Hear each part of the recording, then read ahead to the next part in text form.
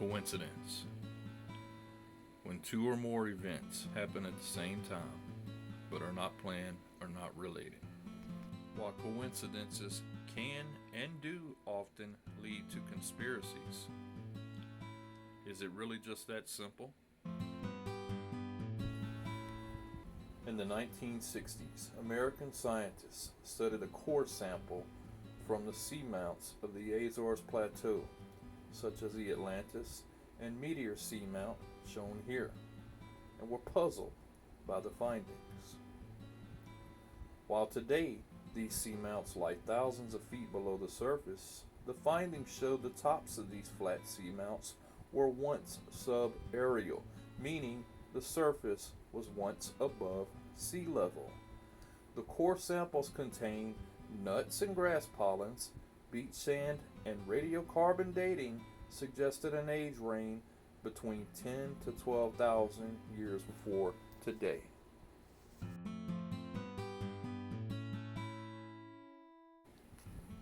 In the 15th century, the Portuguese landed on an island chain located right off the Atlantic coast of Africa and southeast of the Azores, known as the Canary Islands.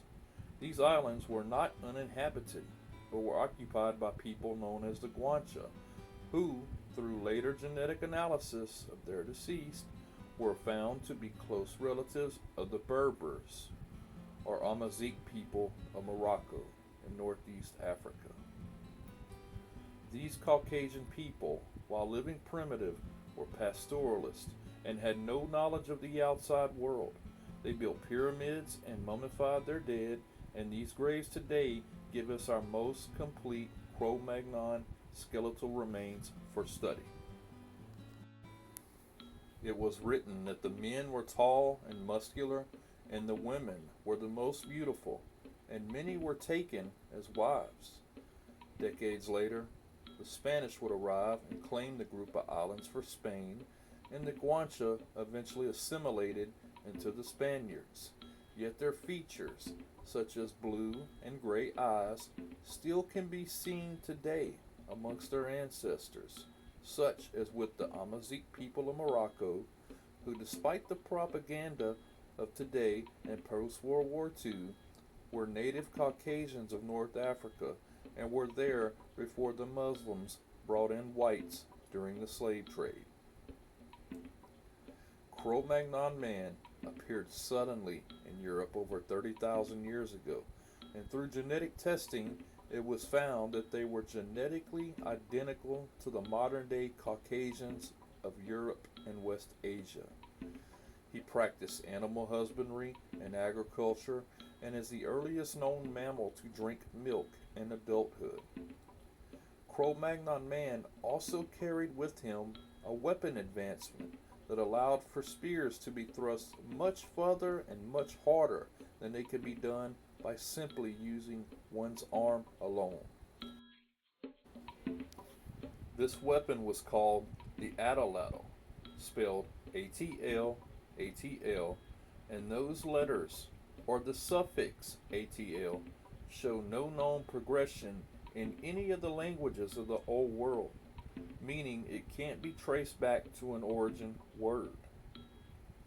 Across the Atlantic, and very surprisingly, these three letters, ATL, were found to also be in use by the Maya of the New World. It was their word for the third month, and it meant flood, or a flood. Now, how does this all happen by sheer chance alone? How does the letters ATL show up not only in the Old World, but also in the New World, and the names given to places such as the Atlantic, or what was once known as the Atlantis seamount, plus not have an origin in etymology, and this just be coincidence alone?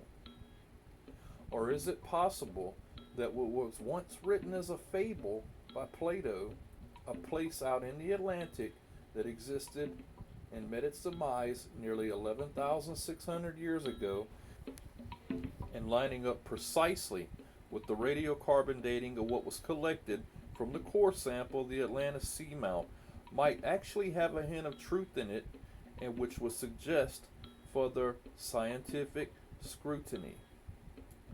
Could the Maya, which is also a name of a god of the old world, as she is the mother of Hermes, could they have gotten the letters or the name ATL from the same source as the Guancha, whose ancestors also show up in Europe and are most likely the descendants of the mysterious Basque people of the Pyrenees as well? You can't tell me this doesn't look a little too coincidental now, doesn't it? According to academia, this would all be just coincidence, as after those core samples were taken of the seamounts, a concerted campaign was forged against the idea of Atlantis being the home island for a once advanced seafaring race of people, and any mention of it gets you the dreaded cover-all label of conspiracy theorists, or even worse, as in the case with Graham Hancock, you are a hard artist and try to peddle pseudoscience. Or again, as I asked in the beginning, is it all just coincidence? I think not.